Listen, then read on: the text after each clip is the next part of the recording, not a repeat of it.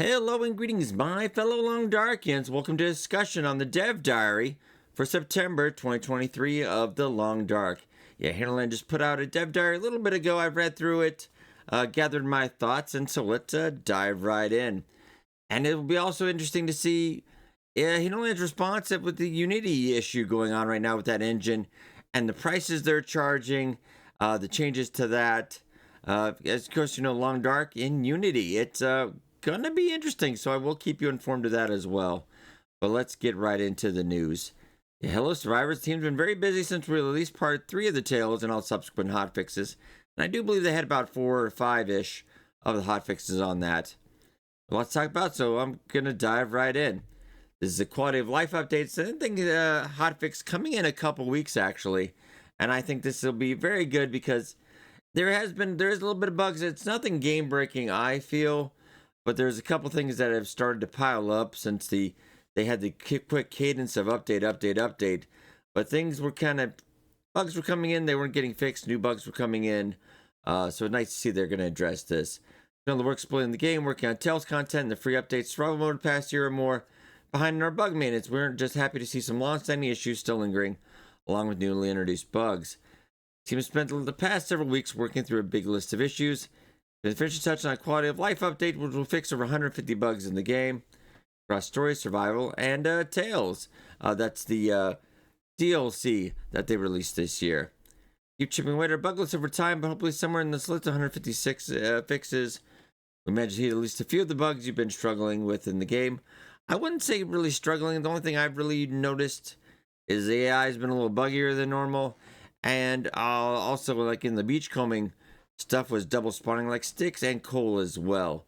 So it's just stuff double spawning and getting multiples of it, which is, I guess, not a bad thing. But the quality of update, life update is now locked, and the test team needs a couple weeks to finalize and verify the bug fixes show up correctly in the release branch, because they don't do one release at the same time as consoles, and you do have to get the console certification, because it gets rejected, they got to test it. And recently, Ubisoft actually got a game sent back, which you don't really see that happening. To our qualified update near the end of the month. So near the end of September, we should see something. But you realize that update's not going to be any content, it's just going to be fixes. Yeah, but keep your eye on Steam, official forums, social channels. But as always, we can bug and report it, use the support portal, etc., etc. Right, yeah, this is going to be part 4, which it does look like it's slated to come near the end of the year.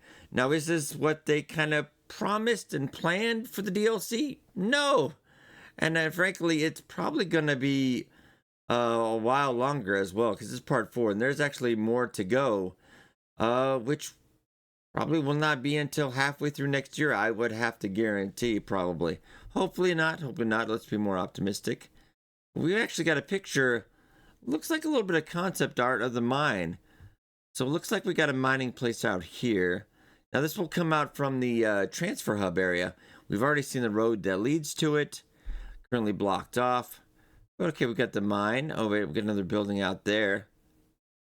Ooh, looking very, very good though. I'm liking this. So I'd imagine probably the entrance is from here.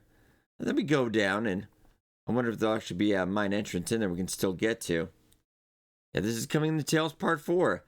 As with other parts of Tales, our paid DLC for the survival mode, which has been a rather rocky start. I haven't really seen the reviews go up that much either. Actually, the review score has kind of gone down, so I don't think it has been selling particularly well, unfortunately. We're coming with a free update to survival, because every time they do, they are nice enough to do a free update along with the paid DLC as well. So even if you don't get the DLC, you do get a little something.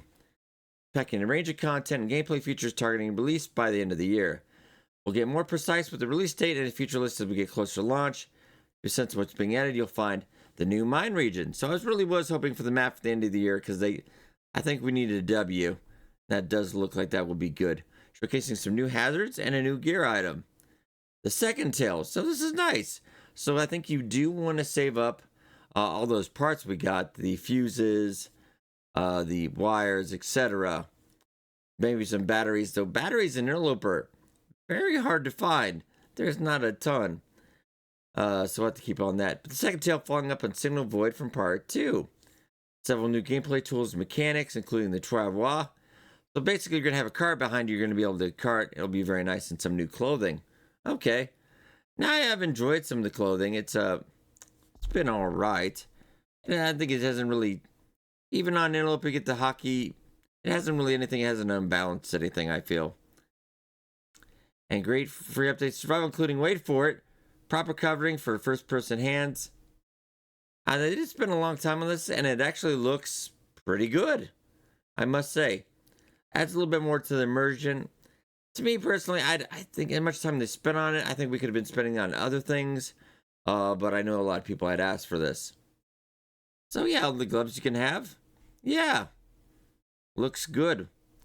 Well, it's the full list of items. Take from the Tales roadmap, more information about that. We'll go into look in the roadmap as soon as we're done with this. But also, they're actually having the Hinterland merch store virtual pop-up. It looks like they're going to be reopening the merch store again because they closed down during the pandemic. But it looks like they're going to open up a whole new store afterwards. But they're going to clear out some of the existing merch. If you saw some of the merch before, so keep a lookout before the holidays.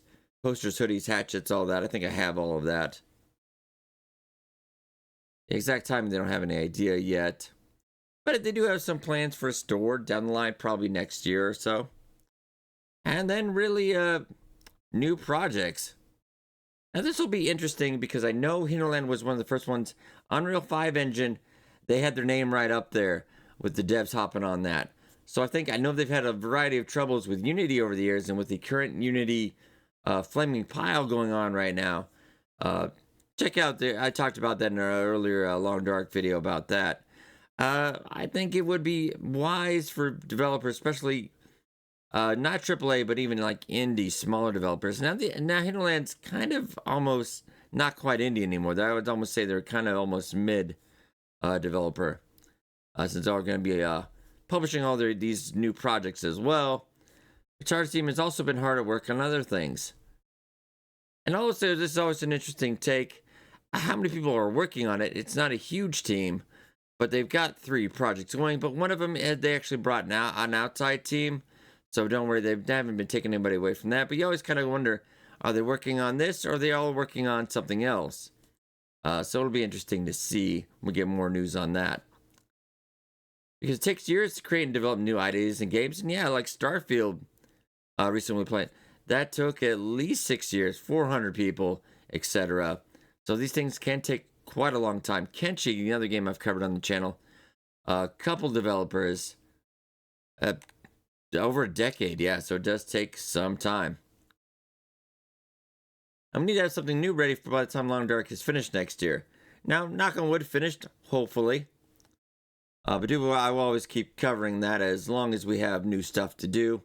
We will sunset the game eventually, but I think we got some time for that. We got mods as well. I think we're going to be covered for foreseeable future. But now we can see how tough the game business has become. And I was just talking about it earlier with Unity and all the problems. A lot of studios getting bought out, shut down, etc. It's an interesting time. Down all the place, growing pressure on the business models we come to depend on, and other micro shifts in global markets. Unity charging for installing the game now. Oh, poor developers. Exist within this broader context. Part of my role is to have studios make good decisions on our long-term survival. And growth is a big part of that. They're not quite ready to lift the lid of our secret internal project yet, but said there are 3 in development. All original Hinterland, conceived, funded, and with plans to self-publish, as we've done with Long Dark. And it's no secret the problem me and the CEO of Hinterland have had.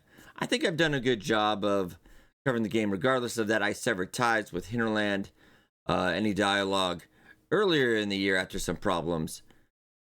Most notably, them trying to throw me under the bus to blame for their rocky release of the DLC, but bygones be bygones. But I think I've done a fairly good job, unbiased job of that. Too ambitious, large-scale projects will set the foundation for Hinterland's future beyond the Long Dark. And the caveat for that is, this has been one project they've been working on. Large, ambitious project, Long Dark certainly is. But I've been here for the entirety of it, and it has been about a decade now, and it's actually been longer than that for them. So just one thing to keep in mind.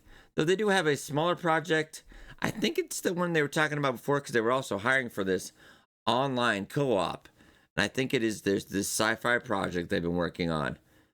We will cover it. If it's something of interest to me and something of interest to you, of course, I will still cover the Hinterland games.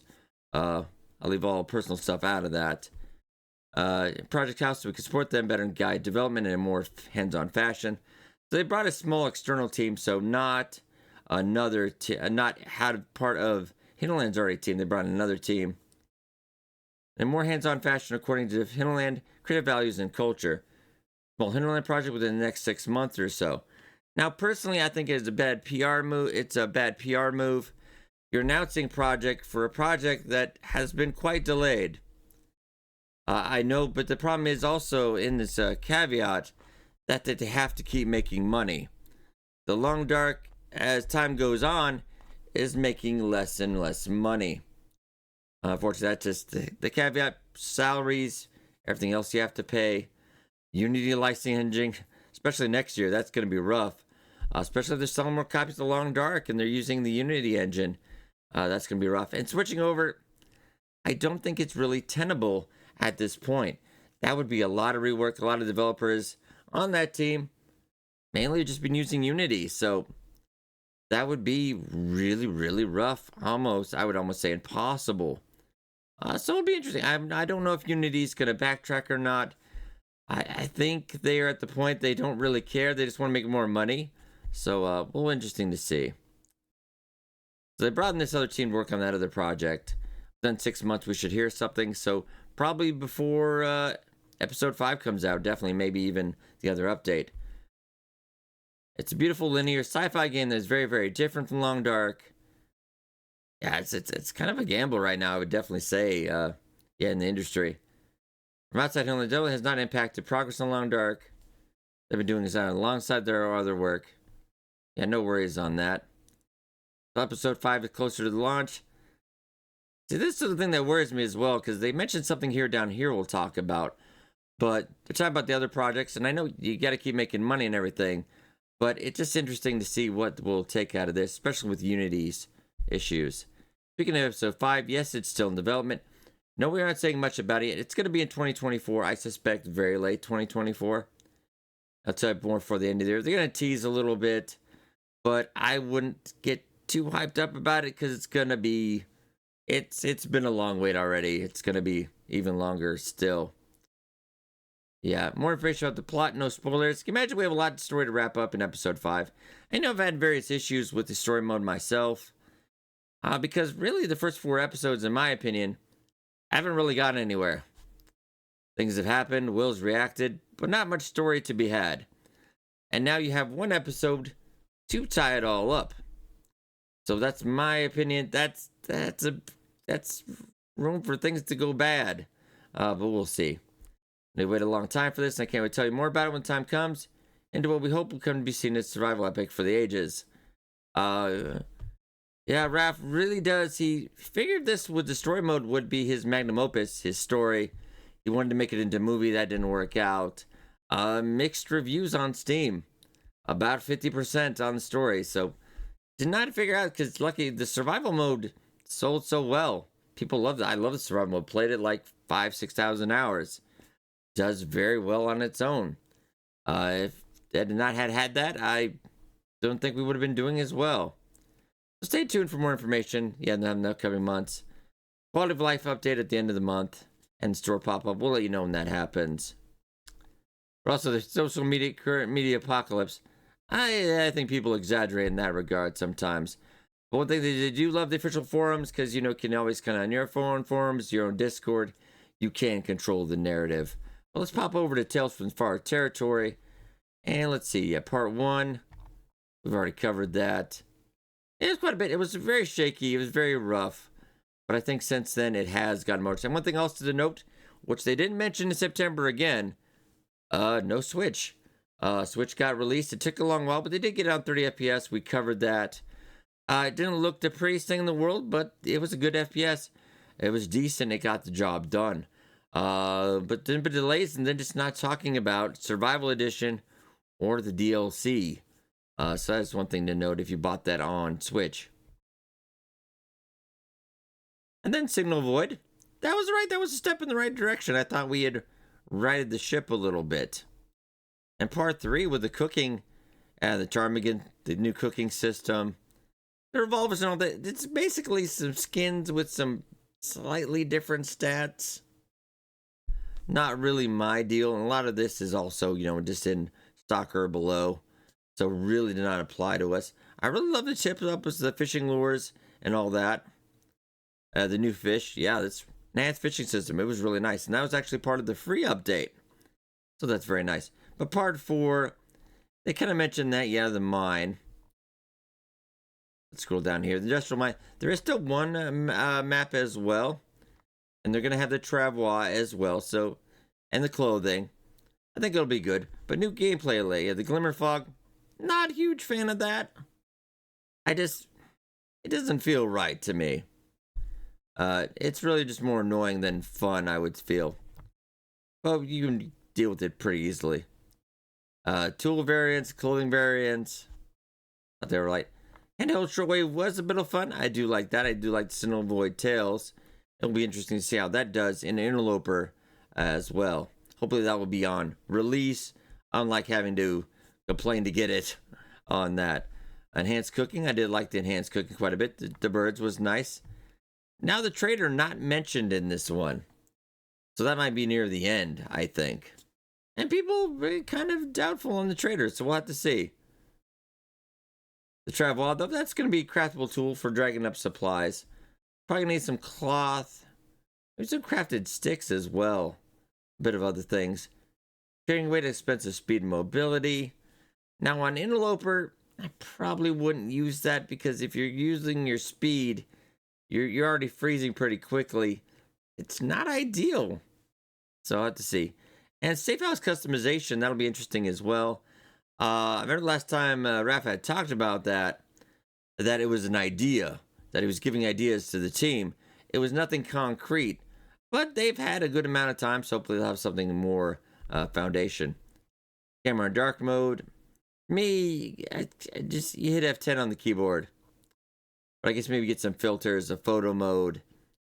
I don't think it's needed, but some people would probably want it. But also the big thing that could be very interesting, another predator into the mix. We haven't had one in quite some time, if you don't count the Darkwalker. Deadly Hunter, Cougar stalks around Great Bear. So maybe he might be, we'll have to see if the Cougar comes to the other areas, but he might just be in the mountain pass in one specific area. We'll have to see. That'd be very interesting as well. Plus the Hunted Challenge as well. I don't think it was mentioned in the update, so maybe at the end we'll have to see.